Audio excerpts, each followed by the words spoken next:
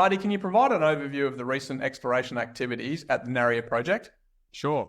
So Buxton's had the Narryer Project for a few years now, and we've been doing systematic exploration there for nickel sulfides, including ground gravity, systematic reconnaissance work, geochemistry, airborne EM, and ground EM.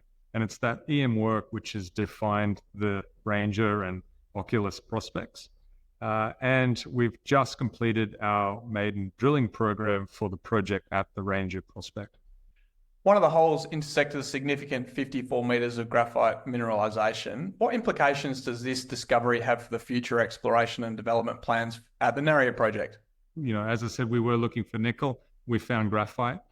Typically, when you find graphite, when you're looking for nickel, it's game over. But the thickness and the grade of this material is quite outstanding. So it definitely means that Narryer Project's now got a lot of prospectivity for graphite.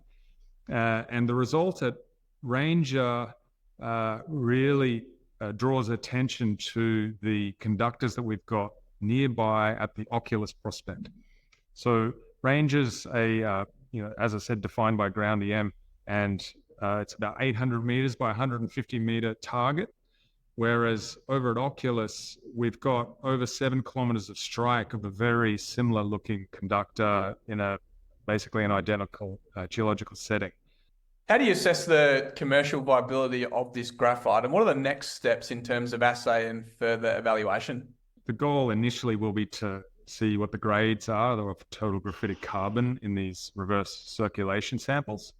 The hole ended in mineralisation because the hole was making excess water, and we wanted to comply with our tenement conditions in terms of retaining control of our sumps. So, evidently, more exploration at that prospect is required to fully understand Ranger, but it would have to be via a diamond drill rig. But attention for us really turns to Oculus, where we want to do some shallow geophysics to assess, where's the best place to start initial drilling works there. The loop EM system followed by heritage approvals, and then reverse circulation and diamond drilling there. A key aspect of any graphite project is the flake size distribution. And we've seen some evidence that there's potential for coarse flake from our Ranger drilling just completed.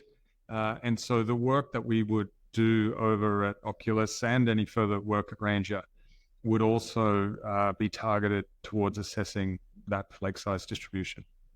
Marty, thanks for joining me today. Keep up the great work. Pleasure. Talk soon. Bye.